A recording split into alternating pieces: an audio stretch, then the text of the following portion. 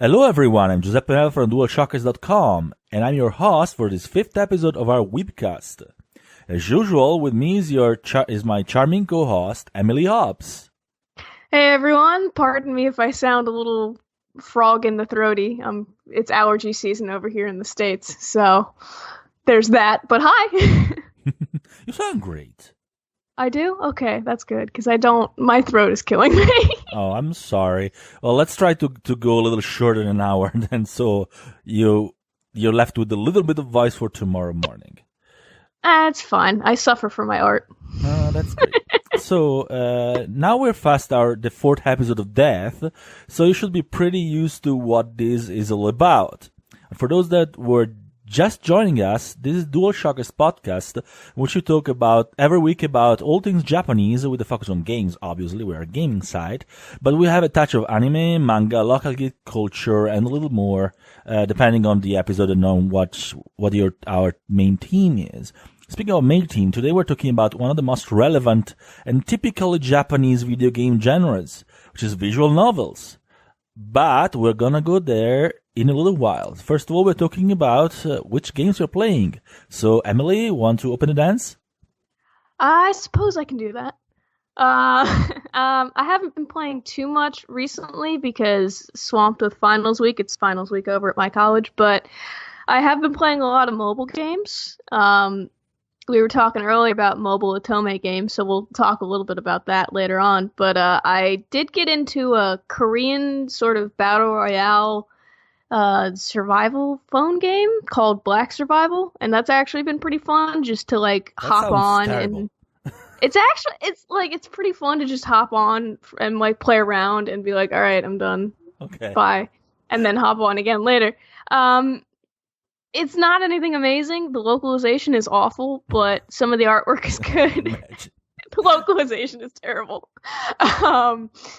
We were just talking about localization last week, but it's just fun to hop on and play. And then I'm playing 2 games right now, but I can't really talk about them, and I'm going to be able to review my first game coming up soon, so that's exciting. Oh, that's great. So, basically, personally, I've been playing mostly one thing, which is Throne of Britannia, like Total War Saga Throne of Britannia, which is not Japanese at all, but that's mostly what Is that I've been Paradox? playing. No, it's not Paradox. It's the other one. Okay. Because I play a lot of Crusader That's Creative Kings. Assembly. Paradox does the Europa Universalis and Crusader Kings and whatnot. It is basically the other side of strategy games. But I've been having fun of it. Like I'm actually late with the review, so I'm past the embargo, so I can kind of talk about it. But I don't want to spoil the review. It's not Japanese anyway, so yeah. It's not Japanese. Yeah, all right. Let's just say that it's fun. I mean, Britain hung easy. out in Japan for a little bit. Sorry? I mean, Britain hung out in Japan for a little bit. Yeah. And it went great. Yeah. Okay. Well, let's just say that it's fun, right? It's way too easy. Oh, really? Yeah. Way too easy. But yeah, well, if you're interested, even if it's not Japanese, you can read my review very soon. And about Japanese stuff, I've been playing the usual Muv-Luv mobile game that I play all the time, and I write about it and no one cares. It's only really Japanese. Sad. But, mobile games are already niche by themselves, and this one is only in Japanese. Not in Japan, though. Well, yeah, I mean in the West, and our readers are not Japanese. Mostly of them. We have some Japanese readers, but not that many. And but since it's only in Japanese, it's difficult to get into. But I actually am going to write a guide about it soon. So people that want to, try these gacha, waifu, mecha mix will be able to. Because it's a fun game. It's not bad. And the art is awesome. And that's normally why do you play gacha games? For the art of the characters that you can draw. There is literally no other reason to play gacha games. Yeah. And this one has really, really good art, so. Like that was the reason why I started playing a while ago the Fire Emblem one, Fire Emblem Heroes, because the art of the characters was awesome. But then it bored me so much that I stopped. It's all about that external motivation, not the internal motivation. Waifus, like waifus and waifus, but that one is like the percentage of waifus is too low for me. It's too much waifu to husbando ratio for Giuseppe. Yeah, too much of husbando to waifu ratio. Anyway, okay. I mean, there are too many husbandos and too few waifus for me. And why Muv-Luv is almost 99% waifus. And robots. Is that the ideal ratio for Giuseppe? If there are a lot of robots like Mecha, they are very, very well designed, yes. Like okay. I prefer Mecha to husbandos. Okay. Husbando mechas. My personal taste. Other than that, I play some Final Fantasy XIV as usual because I never stop Final Fantasy XIV. I've been playing some multiplayer for Final Fantasy XV, which is getting really good. Like really, really good. Nice. And I've been playing a bit more of the Japanese version of the Dragon Quest XI, which is like fantastic. I don't know why I'm playing it with the English version coming up, but I just want to. Yeah, if you just want to, then. I mean, I can't wait. I still don't have the release date is so far.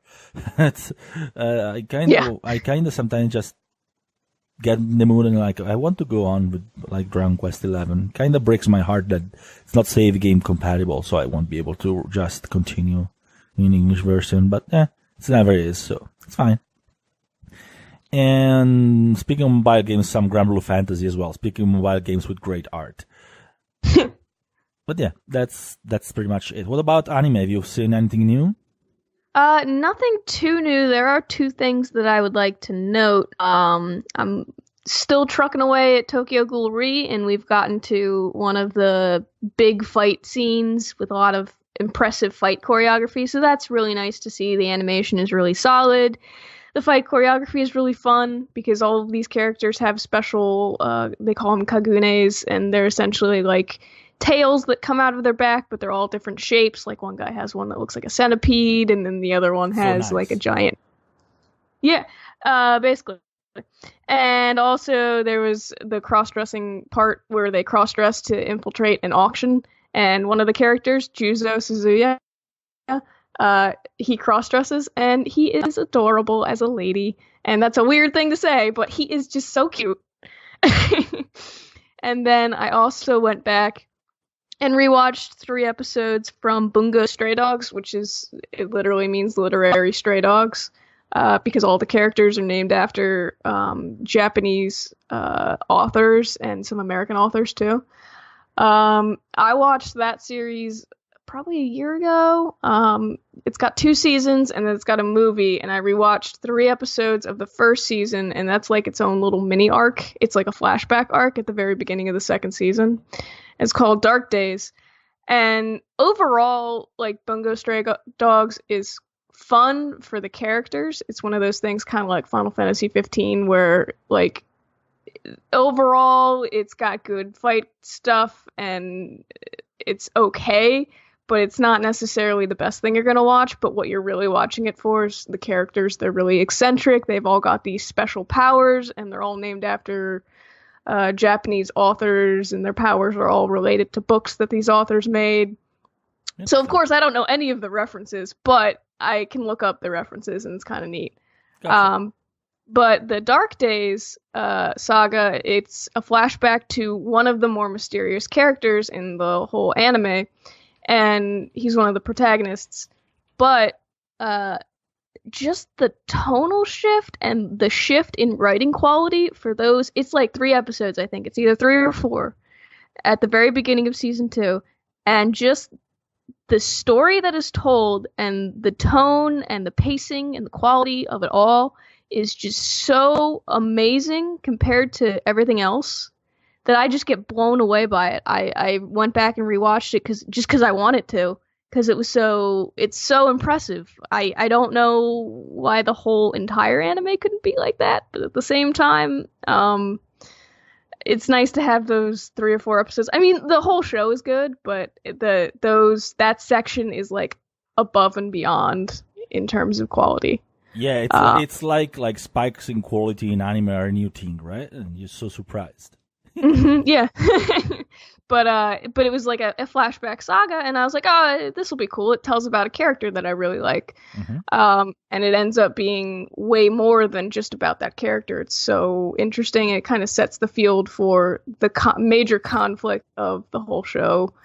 So I would recommend checking it out if you're interested. It's a shonen fun little show with some really crazy kooky characters, and some good fight for it. Crazy kooky characters. What is a kooky character? Kooky. It's like crazy. It's like a synonym for crazy. I just said crazy twice. I'm crazy. Okay. But that's it for anime for me. So okay. Handing it over to you. So I concluded that the best anime series for me for this season are definitely Legend of the Galactic Heroes and New Full Metal Panic, at least for like more serious-ish. Okay, Full Metal Panic is not totally serious, but you know what I mean. Yeah, I was about to say. Yeah, but the story is pretty tragic. Yes. The story is pretty strong. Like, I don't know if you've seen the latest episode, but the story is really heavy in this one. It looks like it's gonna be really, like, dark. I'm not sure if it's gonna be always like that. Of course, there's going to be, like, humor and, like, moments of comedy, but for now, it's really heavy and dark. We'll see how it goes, but situations getting grim. And those are my favorite. Also, Megalobox is like really, really great. As a homage to Ashita no Joe is awesome. I really like it. But like the little highlight for like lighter anime is really becoming the one I was talking about the last time, which is Wataku ni Nikoi wa Muzukashi, which is like the love is hard for an otaku, which is really, really, really like cute and heartwarming. It's like all the otaku references and like it's really fun. It's just a love story among otaku with like but funny, cute, heartwarming, and interesting. So if you want an anime that's lighthearted but still interesting, I think that one is really good. It's a shoujo, so it's kind of girly, but I still like it.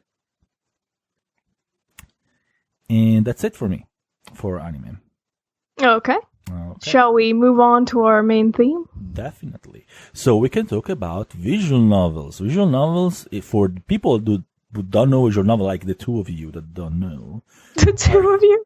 Are a genre that's mostly narrative. That's what they call visual novel. So much that normally they have, like the basic visual novel, you just have the storyline and you pick choices. It's kind of like a choose your own adventure kind of games. And then the storyline branches depending on what choices to pick. But there are gameplay variations, like there are some visual novels with RPG elements, some visual novel with like investigation elements. There are some visual novels with puzzles. So visual novels have been contaminated with many genres in the past. Contaminated in a good way, usually. Well, yeah, in a good way, of course. Or in a bad way sometimes. It can be a bad way, yeah. But yes, no. So sometimes contaminated's a strong visual word. novels don't normally shine for gameplay. So sometimes the gameplay elements are not the best part, and you just want to like progress with the game and the story, and you're like, why can't I solve this damn puzzle? And you're like, but that's rare, I guess. But there are many kind of subgenres of visual novels, I guess. So basically, that's it. There are some. It's podcast over. Yeah, I mean, that's it about the definition of visual novels. But yeah, they've been pretty popular lately, even in the West. So much that there have been many Western studios that have been like independent studios that have been like doing their own visual novels inspired by Japanese ones. Well, I guess a lot of the reason for that is that they're easy to make. They are, yeah. Unless you use some really complicated like engines like Age, which means that visual novel take like years and years to make, but still. Yeah. Age. That's a weird way. AGE. That's the name of the series. That they want to make like Muv-Luv, and I never remember how to correctly pronounce their name. But anyway, and people like hate me for that. Anyway, let's start by talking about some of the interesting examples that are out there. So what's your favorite visual novel of all time? Favorite visual novel of all time would probably be a series. It's the Zero Escape series is probably my favorite. No. Like you started like, oh, no one knows about this one. No, I didn't. I was just saying I'm gonna keep you guessing. But the Zero Escape series is 3 games. It's 999, which is like 9 hours, 9 persons, 9 lives, or 9 doors. I forget. Yeah, I forget the subtitle. It is Zero Escape, Virtue's Last Reward, and it's Zero Time Dilemma is the third one. Mm-hmm. Personally, the second one is my favorite, actually. Mm-hmm. A lot of people prefer the first one because it's 2D art, but the second one is they move on to like 3D renders, and it's not great looking. And I agree with that 100%. It would have been way better if they had just stuck with the 2D character art rather than the 3D, because the 2D portraits that I see are really cool, but then the 3D is not so great. Mm-hmm. But essentially the series is a very convoluted, branching pathway story with some supernatural elements, but it's mostly, it's using science to explain the supernatural, and all of the situations, it's usually 9 people end up trapped in a room of some sort, and they have to figure out either why they're there, or they know why they're there and they have to get out, or something like that. And it's basically them uncovering the secret of why they're there, and all of the games have kind of a overarching plot where features from the first game come into the second game, and then the third game is a prequel to the second game, and it's the whole thing. But I really, really adore the series, and I would highly recommend checking them out. They're available on PC, and then I think Nintendo DS and 3DS as well. Because there are quite a few of the different platforms. There are also PS4 and I think PS Vita as well. At least the later ones, like the second and third. I'm not sure the first actually.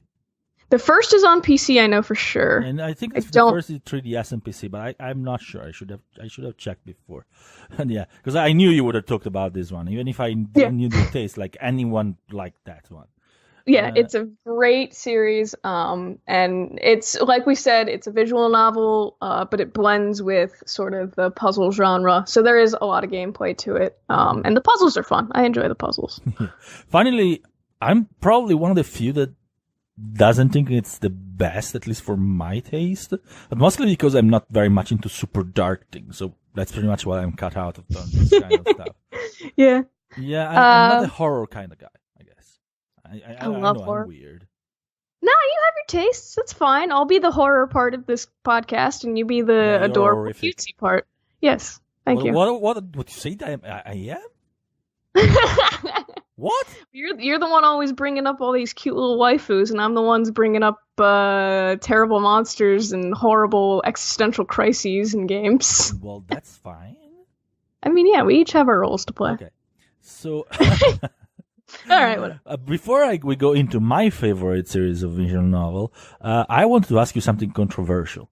Okay. Ooh. There is 2 schools of thought on visual novel, which is one that when you like consume a visual novel, some people say it's playing the visual novel, and some other people saying it's reading it. So what do you say? You play visual novel or you read visual novel? That's an interesting question. I tend to think of it more as playing, because a lot of visual novels nowadays do incorporate other like interactive elements, like I would say RPG, adventure game, and then puzzle game would probably be the most common genres to see mixed in with a visual novel. So I would say play, but I could see where people could, when we're talking about like pure, unsaturated visual novels, I could see people saying reading. Part of me is like, the experience is making the choices yourself and not either watching someone else make it, or it's like the difference between like an audiobook and reading a book isn't that big, but the difference between watching someone play a game and playing the game yourself is a lot greater, I would say. But with visual novels, I think making those choices yourself it's pretty. It makes a big difference in your enjoyment of the game. I feel like in most cases, not always, but in most cases. So I'd probably go play, but I could see where people would go read. Okay. Personally, I kind of roll my eyes every time I hear someone say read, because it's a game. It is. It's just a game. Yeah. For me, it is, at least. For me, visual novels are full-fledged, like 100% games. Even like, if you think the old like point-and-click adventures, like Monkey Island or Leisure Suit Larry, or I don't know, King Preston. Leisure Suit Larry. You're too young to know your Leisure Suit Larry. No, I'm not. Oh, wow. Now we are discovering your dark secrets. They're not that dark. Well, Leisure Suit Larry is pretty bright, actually. There are skeletons further in the closet, my friends. Oh, we'll explore them, but maybe not today. But yeah, if you think about those games were very linear as well. You're just having to find things to click on, but there wasn't much branching. You didn't have many choices to make. It was just a matter of literally finding the stuff to click on every time, right? Mm-hmm. So if those are full-fledged game, visual novels are as well. And they are actually have you have a higher influence on the story that you did in old point-and-click adventure, if you think about it. So yeah, for me, even if you're just choosing selecting your choices, that's a full-fledged game for me. But personally, I also used to talk about playing with like Choose Your Own Adventures book, which is reading in a way, but for me, there were games. Choose Your Own Adventures books are the thing that introduced me to pen and paper role playing games. Like I remember playing when I was a really little kid. I remember playing an old series by Joe Dever, was named Lone Wolf. I don't know if you ever heard about it. I know it's been published in the US as well. You're probably way too young for this one. Yeah, that's out of my range, but I believe you. I believe that it exists. Yeah, it was like an old fantasy, very dark fantasy. Like it was probably my first initiation to dark fantasy, actually. It was very good, actually. And I kind of miss it. They made a video game that was really bad. The good old days. Yeah, definitely. But for me, it's playing a visual novel. That there is no exception. Like if you tell me I'm reading this game, for me it's like, you what? Yeah, I think if you're getting some sort of like interactive or influential, what's the word I want to use? Like takeaway from it, then like you were talking about playing with visual just say if books. You're getting some interactive, influential takeaway from it. I said interactive, or what was the other word I said? You said influential. I'm brainstorming. That's not what I said. I did not what say you said. That's not what you meant, maybe. It's not. But if you're getting some sort of like interactive takeaway from the game, or from like a choose your own adventure novel when you're a kid, then I feel like you're playing it. I mean, yeah. Well, just remember that I'm the Italian here, so I'm the one that's supposed to make up words in English. I agree. So please don't steal my job. All right, so let's talk about my favorite series of visual novels, which is what could it be? I give you 3 guesses. Oh man, what could it be? Come on, tell me. You guess. Let me just take a look on the DualShockers website and see what articles that you have published recently. Oh, is it Muv-Luv? Oh wow! I can't believe you got it on the first try. I know. I'm a mind reader. People get scared when they see how good I am at. Yeah, I know. Mind reading. Muv-Luv. And like Muv-Luv is a very, very dark. Well, it starts super bright. Like Muv-Luv is, I would try to avoid any spoilers, so don't worry about those, because this is literally a series that you don't want spoiled. But Muv-Luv is a series that starts, for those that have not read my article or don't know about it, it starts with a very classic, very traditional school romance harem visual novel. Like you literally get into the first game, because it's basically the first trilogy the first game is sold with the first 2 games inside, which is just Muv-Luv, but it's inside they have on Steam, and inside they have Muv-Luv Extra and Muv-Luv Muv-Luv Unlimited, and then the third game is Muv-Luv Alternative.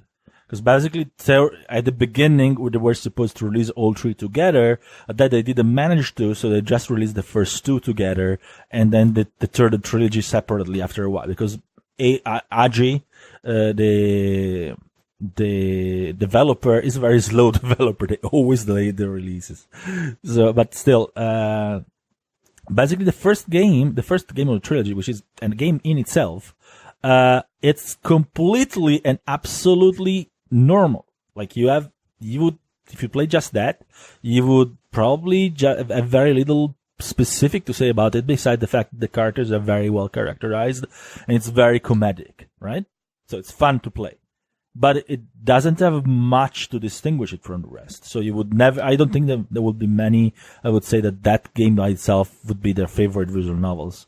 Then you get into the second game, and the protagonist wakes up in the morning and finds himself in a parallel universe in which a alien race that eats humans is brought humans to the verge of extinction, and the human race is trying to fight back, like with mecha, because for some reason these aliens have some part of their race as these can shoot lasers that destroy any kind of planes in the air. So the only way to fight them is with giant robots. So and it turns into a really dark, really tragic, like science fiction story, and that's where it continues. And it's really, really, really a sometimes difficult story to play, because it's so tragic that it's deceiving how like happy and merry the first game was, and it gets into the second and third, and it gets really hard to read.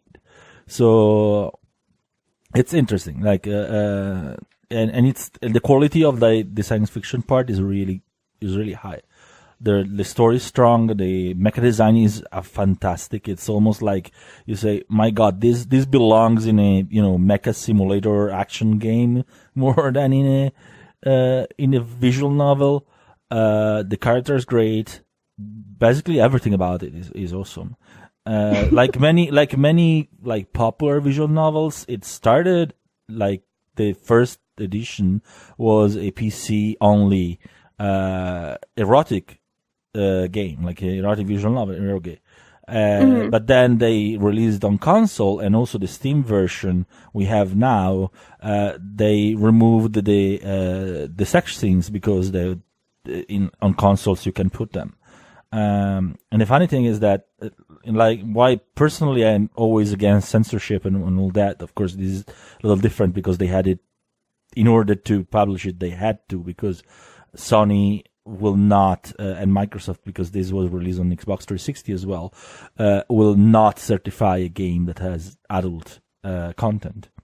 Mm-hmm. So the thing is that without them, it doesn't lose anything. Like really, the story is so great that it holds on its own without needing anything of that.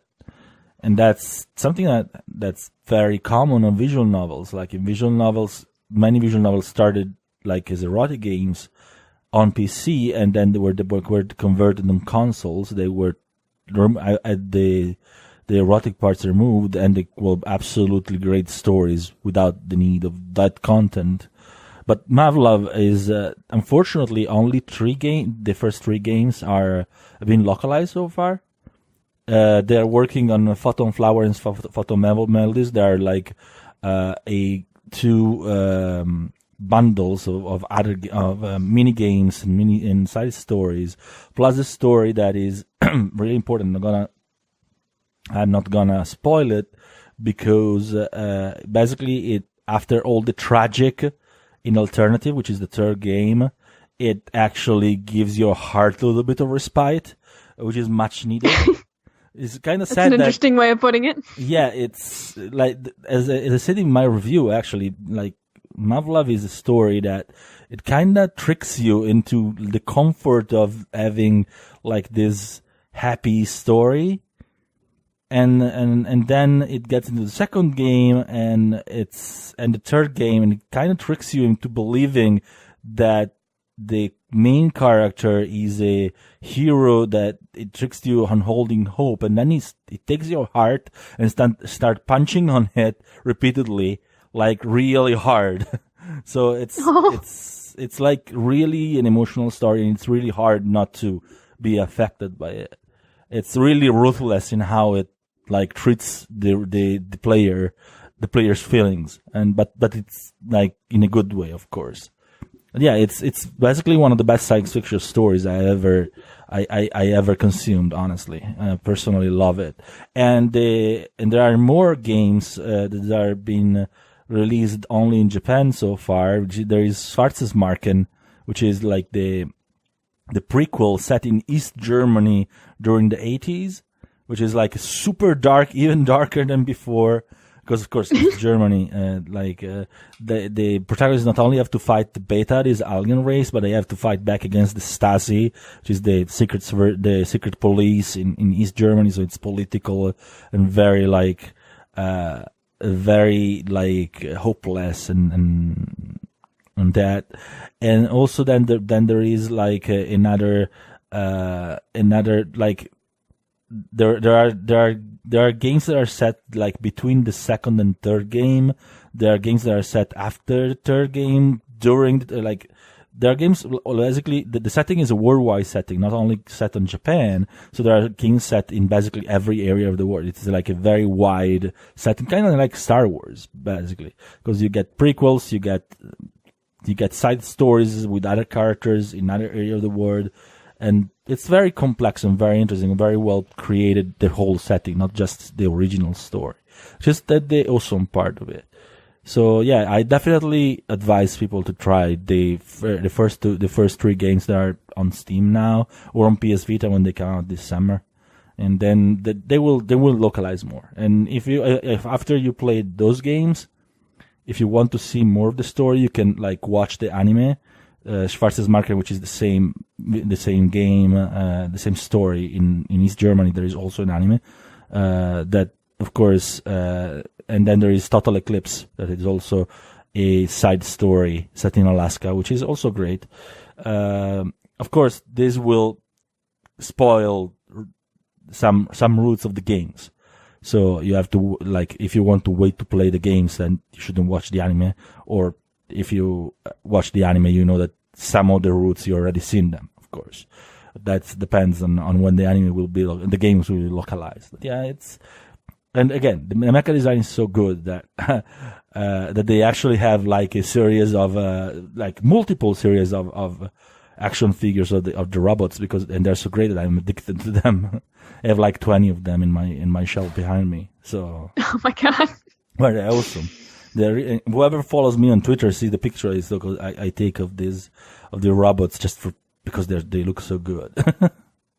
Like I have more robots of Muv-Luv than figures of its waifus. So. Hey man, when it's good, it's good. It's good, yeah, definitely. So yeah, you need to play it, and it's been a while. I do. I've been telling you, yeah, you need to play it because you like dark and tragic stories, so this should be right up your alley. If you can survive through the first game, just like super happy and but it can get serious, but serious in the typical romance visual novel style, not in the tragic everyone dies style. In the tragic everyone dies style. Yeah. Yeah, something like that. Yeah, definitely. But there is is there any other visual novel that you would like to give like any honorable mentions? I was just about to say that I have a couple of honorable mentions to go over. So Steins Gate would definitely be one that I would recommend if you're interested in a sci-fi type of visual novel. And if you have the brain to follow it. Yeah, the anime, I started watching the anime, and they have a episode by episode glossary available on the wiki for you to look at. And it's very helpful because I had no idea what the hell any of them were saying halfway through, but very complicated story, but very good time travel science fiction story. Also on the lines of science fiction is Police Knots, which is not Kojima. released. Yeah, it's not technically been released. There's fun translation, right? There is, yeah, and it's a good one. I've seen it, but you're gonna have to finagle some stuff if you want to play it. But very good game. Very detailed. Well, yeah, it's Kojima. Come on. Very Hideo Kojima. But if you don't know what Police Knots is, it's essentially basically an inside joke that happened. It was made for MGS2, I think it was, and showed up on some of the computers and stuff and be like, oh, I love Police Knots. And then he just decided to make it. He was like, I'm going to make Police Knots. And it's a really good visual novel. American-wise, Doki Doki Literature Club has gotten really popular, and I would recommend it because it's made by a guy who really enjoys visual novels. So it's nice to see him put his all into it. And I'm not going to say much more about that because it's not Japanese. It's its own thing. If you haven't already learned of Doki Doki Literature Club, I don't know how. It's on every YouTube channel. Well, of course we can talk about visual novels without talking about Ace Attorney, which is a visual novel, or what they call in Japanese. Actually, in Japan, the term visual novel pretty much does not exist.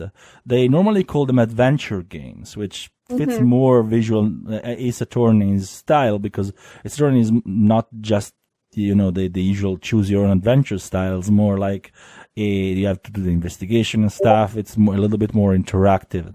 So yeah, it's interesting in that way. But of course, Ace Attorney is an awesome game. Unfortunately, ruined by this localization, as we said last week. But still, it's a good game to play. It's unfortunate that we will never probably see its original charm, but it's still good. If you take it from a perspective of making fun of it for having this weird American Japan style setting, then it's really hilarious. It just annoys so if me, you can kind of honest. take yourself away from it, yeah.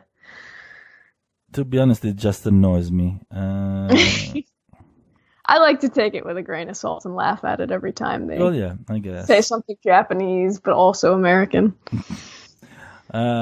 Interestingly, on June 14, they're going to release Clannad in Japan for PS4, but with English subtitles. So it's the first time, I believe, that Clannad has been officially translated in English. And Clannad is like a super classic visual novel by Air. Yeah. I don't know if you've played it before. But if you haven't played Clannad or watched the anime, get ready to cry a lot. Yeah, definitely. I would not advise to the faint of heart.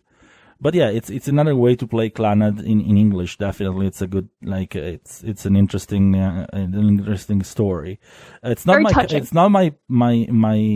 thing, because it's I can't stand the art style. I don't like the art style either, but I respect it for what it does right. Does it do something right? Yeah, the emotional significance is pretty. I mean, the art style. Are you talking? Okay, you're not talking about. No, I'm talking. Yeah, I'm talking about personally, it's not necessarily my taste because I don't usually play romance games, and I'm not a big fan of the art style either. But damn, can't get through it without crying. Oh, yeah, okay. The story is really good. And I will admit that, and I will appreciate that. But honestly, the art style really ruins it for me. I'm sure people will hate me for these, and I'm sure, but that's my taste. It's a subjective thing, Definitely. The quality is objectively very good. It didn't become one of the most popular and appreciated visual novel ever without a reason. That's for sure.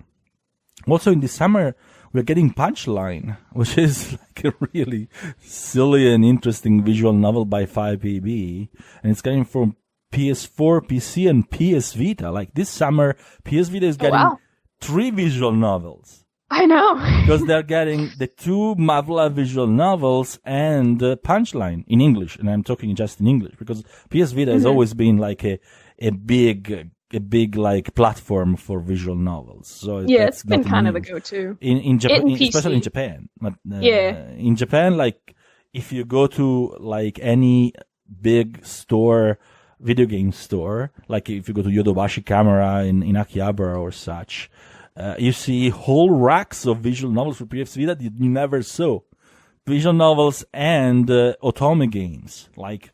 That's like a wealth of those that you have never seen, and they're all for PS Vita.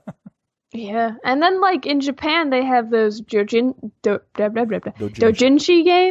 games, and because copyright's a lot more lax sometimes over there. So you've got all these games that people were making that are like essentially fan-made games. Well, yeah, the doujinshi game. Well, the doujinshi game, the actual doujinshi game are really different. Kind of different of that. They're not like doujinshi. If you think about doujinshi in comics, they are like parodies of popular characters, anime, manga, whatnot, and they're not safe for work.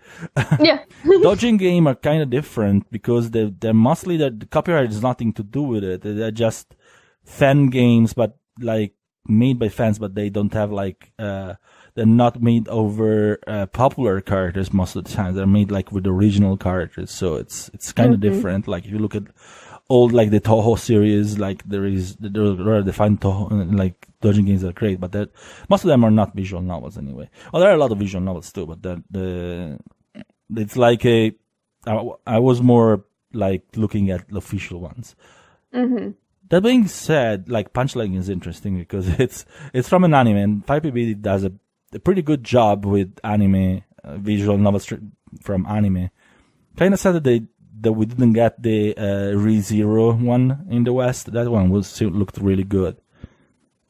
Mm-hmm. But yeah, any other that you would like to bring up? No.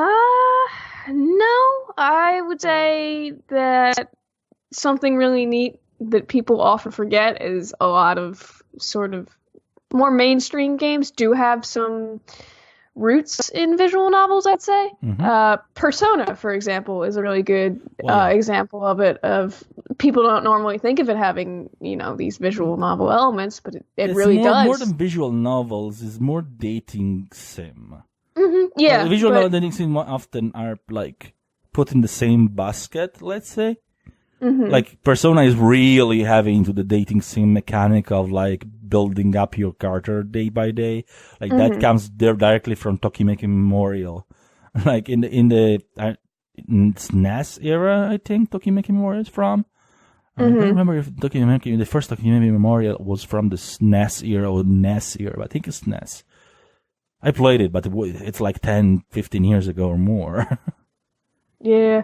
But it's just really neat to see a lot of games where sort of the story elements of a visual novel get kind of placed in there, and when games have more of a story emphasis, because I think that's obviously what a lot of people go to visual novels for. Oh, yeah, definitely. That's a good story. That's why a lot of people go to Japanese games in general. That's the whole thing. Visual novels are popular in Japan because the most important thing for Japanese gamers is the story. That's why many games that are not story driven are not very popular in Japan, because the stories for them, games like anime are a storytelling medium even more than a gameplay medium.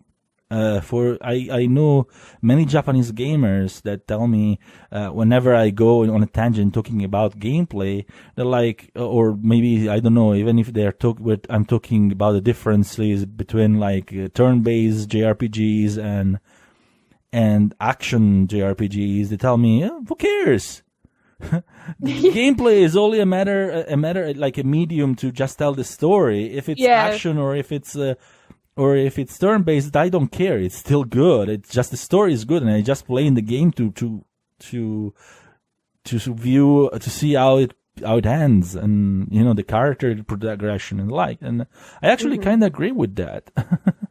They see it as more like the paper that the book is written on than rather the book itself, The other thing, yeah, exactly. Another thing that's interesting, another visual novel that I really enjoyed lately is Root Letter. Really? Kadokawa game. Yeah, it's really good. I was talking about it, I think, 2 podcasts ago. I think so, yeah. It's really interesting because it's set in a prefecture of Japan, like really far from Tokyo, and it's not a popular or common destination. So you see a part of Japan that's really different. They actually made a point in reproducing this area really nice, to the point that they actually put real people in the game as as additional characters. Like if you go to a bar and you talk to the master of the bar, that person exists, and that bar exists. Or that's kind of jarring. Yeah, it's not. I mean, if I were the person, then I would be jarring. They of course collaborated with those people. The people were very happy about it. I actually talked with the producers, and they were very happy about it. And funny thing is that I actually studied a bit about that area for personal reasons. I actually never been there, but I like to just study areas in Japan that I'm not able to go to, because when I'm in Japan, mostly I stay in Tokyo because I don't have time to go outside of Tokyo. So, and I was having this his interview with the producer, and I'm like talking about this area, and he's like, "How do you know about it?" Like, I just like to watch a lot of documentaries and study I'm on stuff. Wikipedia a lot. And Yeah, not really Wikipedia, but there are a lot of interesting documentaries on all part of Japan. So, anyway, Root Letter is a really nice game on the same vein, more or less, of Ace Attorney. The story is definitely less comedic. Actually, it has really almost no comedy at all. It's more on the like darker. It has some comedy, okay, if you especially if you go to a certain ending, but it's more dark in the way it tells the story. But there is pretty much the same investigation aspects, and it's interesting, especially like if you take it as a tour guide for this area of Japan on top of just the gameplay. I enjoyed it a lot.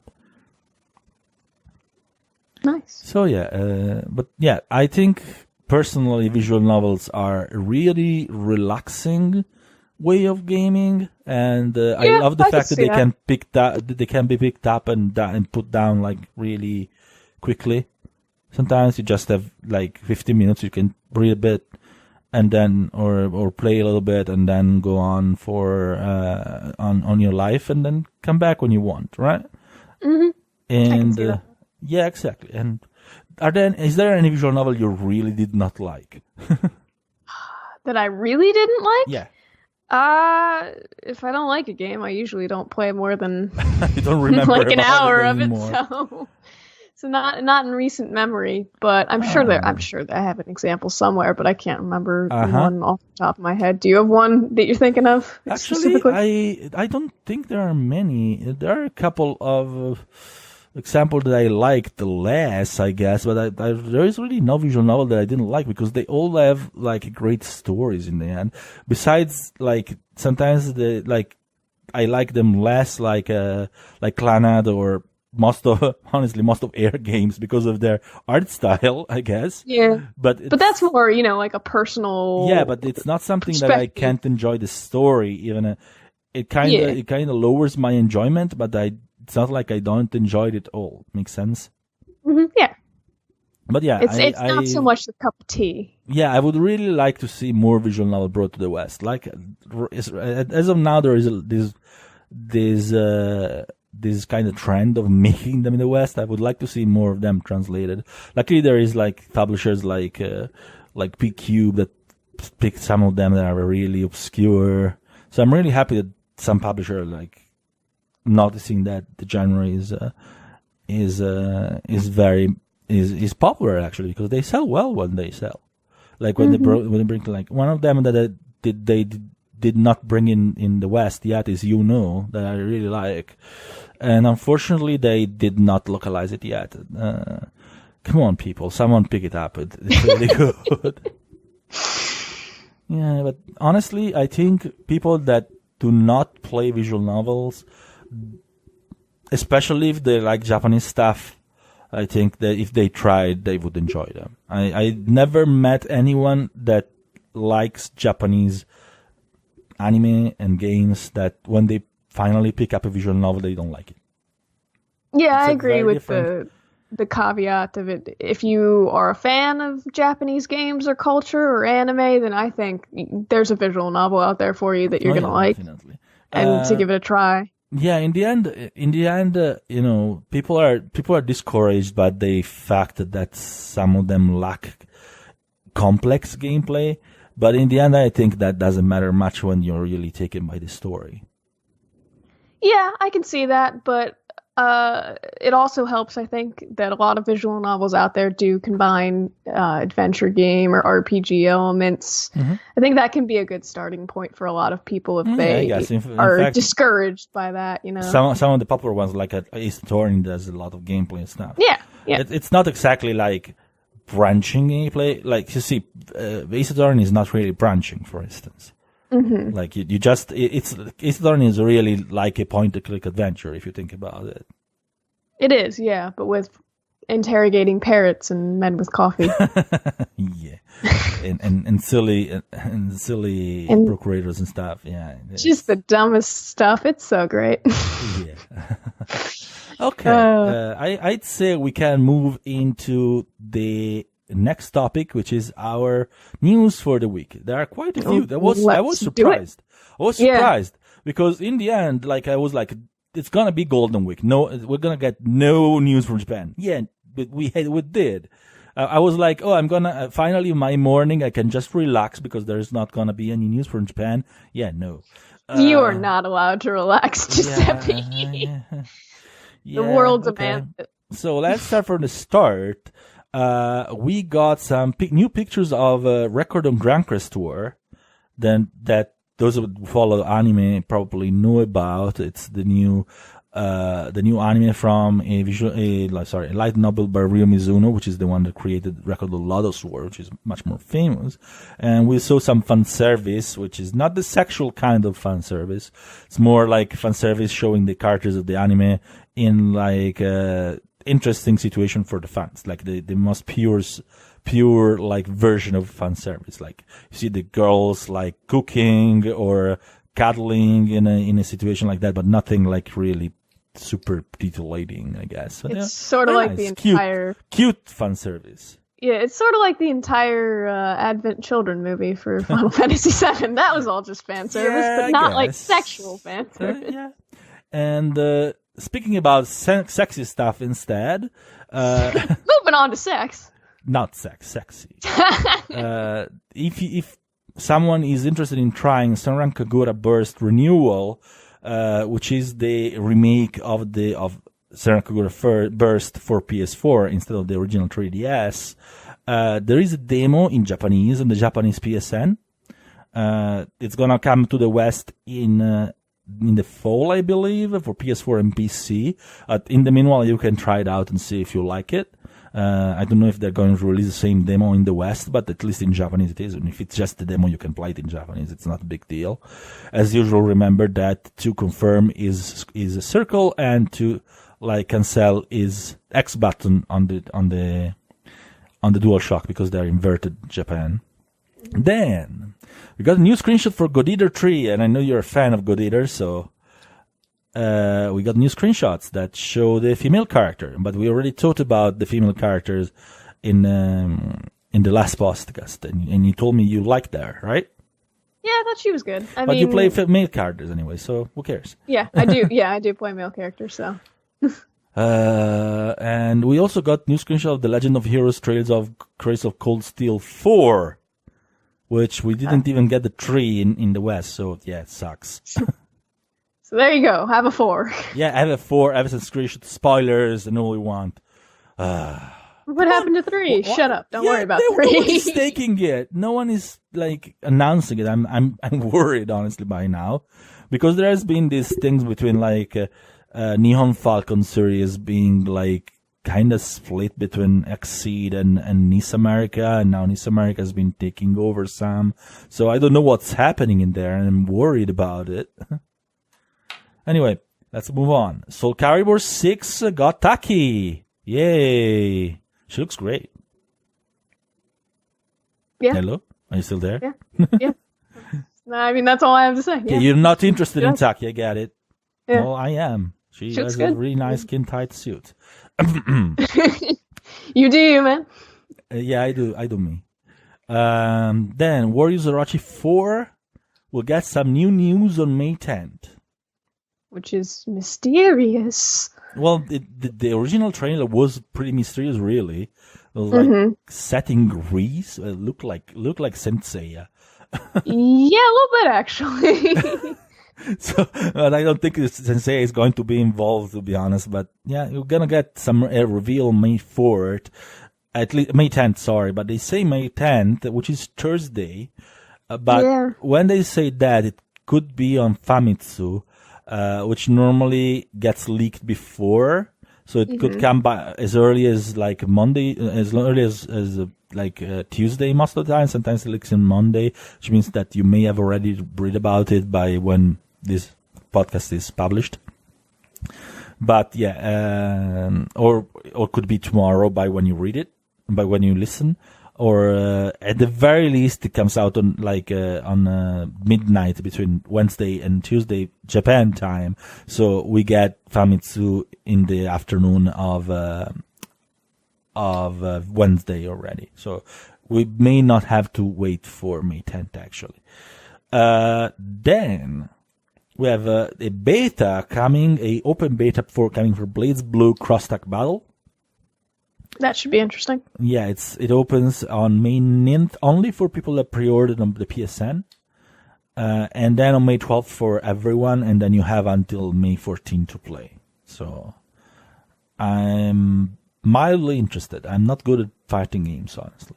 Are you a fan of any of the franchises? Well, I like most of them. I like Persona. I like Blades Blue as a franchise. I like the stories, but I suck at the fighting. I suck at fighting. Yeah, I'm actually surprised they included Ruby because I am too. American thing. I was blown away by that. Actually, I was surprised last time I went to Japan. Actually, last 2 times I went to Japan, I saw that Japan actually likes Ruby a lot. They have a Japanese dub and everything for it. Yeah, and they actually have action figures. Oh, geez, really? Good ones. Actually, they a funny thing that the Japanese illustrations you see of it are much better than the original. Yeah. Well, the game's art for Ruby is much better than the original. Yeah. But their animation has been steadily improving. Yeah. Okay. Yeah. We got the announcement yesterday of a new Toho Genso Wonder game that's called Lotus Labyrinth, coming from the Switch and the PS4 with no date so far. It's another Toho game, which we're talking about dodging game in the beginning. But Toho game are super popular in Japan. They have literally dedicated stores. Oh, really? Only to them. Yeah, I found one in Akihabara. You go to the last floor of a building, and it's only Toho stuff. It's a kind of. Oh my God. It's a kind of questionable building for other stores. It's a questionable building. It's all about eroge from the first floor to the second to last, and then the last floor is dedicated to Toho. Questionable game. Well, yeah. I just love seeing the English subtitles they have for the Toho games. Oh yeah, terrible. Imperishable Night, Phantasmagoria of Flower View. They just throw together whatever words sound cool. Then we have some new pictures of Dragon Quest Builders 2, showing some underwater gameplay, gliding, and first-person view at last.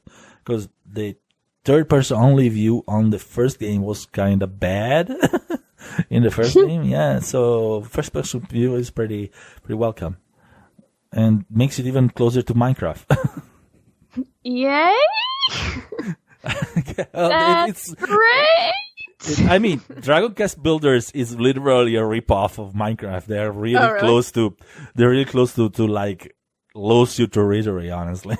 So. Oh my God. Just on the edge of legally distinct. Yeah, exactly.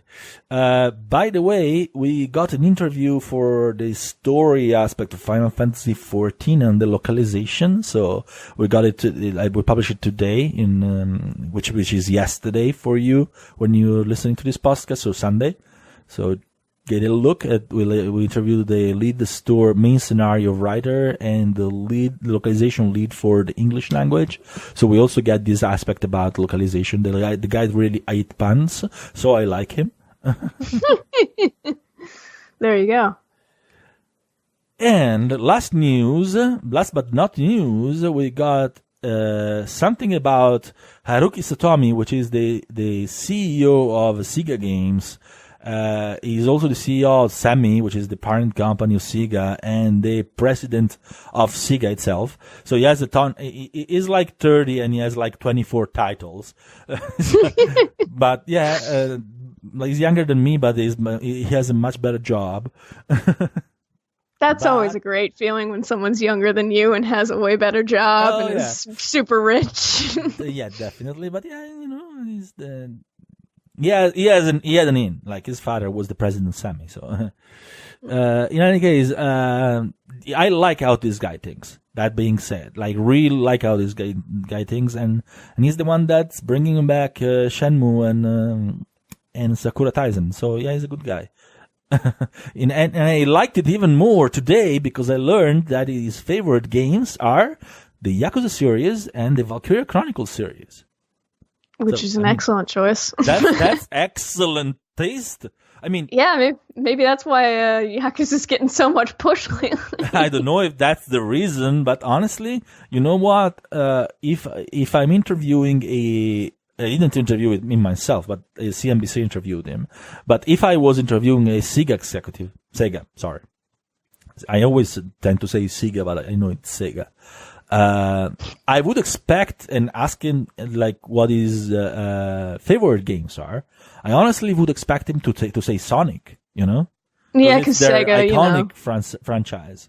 But no, he actually went into the obscure titles, which is Yakuza and Valkyria Chronicles. That's kind of not obscure, but they're niche compared to. They're more cult classic. And moreover, think about it. He was interviewed not by a gaming site. Mm-hmm. It was interviewed by CNBC, which just cares about him. It's mostly about investors. Don't know what the hell a Yakuza or a Valkyria Chronicles are. So I absolutely would have not expected him to just, try to go to the niche just to please gamers, Yeah, it's neat. Because if it was a gaming site, I would have said, okay, maybe this guy just said Yakuza and Valkyria because that would please gamers more than saying Sonic. But actually, on a mainstream investor-oriented interview, if I was a lying executive, I would have definitely said Sonic because it's a lying executive. it's the company line, Sonic is the pillar of the Sega. Yeah, I definitely appreciated him hearing say Yakuza and Valkyria Chronicles because so much that I wrote news about it. Yeah, I was aware. But yeah, I think it's nice to see people who are in charge kind of just talk about what they like and that it's not necessarily, the company pillar, mascot. Yeah. Yeah, definitely. And because Sonic has like declined so much that by now it's kind of trash. But yeah. Well, I never liked Sonic, but that's not Sonic's fault. Yeah, it's mostly because I don't like platformers. Yeah, that too. But yeah, in any case, I really appreciated that. I really like how this guy thinks, and maybe if there is a person that can bring Sega back to its former glory, maybe it's him. Maybe. Let's hope. Yeah. Sega's been doing some good stuff here recently here and there. Yes. But he also says that for him it's very important to, as soon as possible, release almost all games to the West, which we've noticed lately because they're releasing like Shining, Resonant, Refrain in the West, and we've never seen a Shining game in the West in like decades. So I was surprised to see that like localized, and really I was, and pleasantly surprised because I love the series. Yeah. And that's it for news. So what's your favorite news this week? It would probably be a tie. It would probably be a tie between Jordan's interview for Final Fantasy XIV and the news you just announced about, because that was pretty recent, about Yakuza and Valkyria Chronicles being the Sega president's fave. Yeah, definitely not Taki. in Soul Calibur 6? Because you really did not sound enthusiastic about it. I was just like, whatever. I mean, what do you have what do you against want from Stucky? me? You don't I don't like have Soul anything Calibur? against Do you like Stucky, or you don't care? I don't feel anything. I feel Okay. nothing. You're apathetic. I see. Yes. Okay, well, that's it for today, then. Let's end it on that happy note of me being empty of feelings. Yeah. Well, you're under finals, so that's why. Yeah, I feel nothing. You're like kind of empty at the moment. All your energies are like focusing. But thank you for being in our podcast in spite of your finals. Oh yeah, thank you for sticking with me with some technical issues that we had here. Yeah, because you guys did not notice, because I'm gonna cut it out, but Emily's internet went down for 2 hours. The school Wi-Fi went down for like 2 hours on finals weekend. Yeah, when I was talking about Muv-Luv, by the way, like in the best part of the podcast. Oh my god! And I So had to wait for you for 2 hours. Yeah, there is not going to be any audible issue, I guess. But yeah. Anyway, thank you everyone for listening. Thank you anyone for supporting us. As usual, please comment. Please like and subscribe if you enjoyed it, seeing it on YouTube or in any other service that allows liking and subscribing. But in any case, please also leave comments. Tell us what you like. Tell us what you don't like. Maybe also suggest themes for the podcast, and we will consider them. So we're not that creative. I am. Maybe you're not. We've only got so many ideas, so you guys are welcome to suggest things for us to focus on. In any case, this was Giuseppe Nelva from DualShockers and Emily Hobbs from DualShockers. And we're out. Bye. Bye.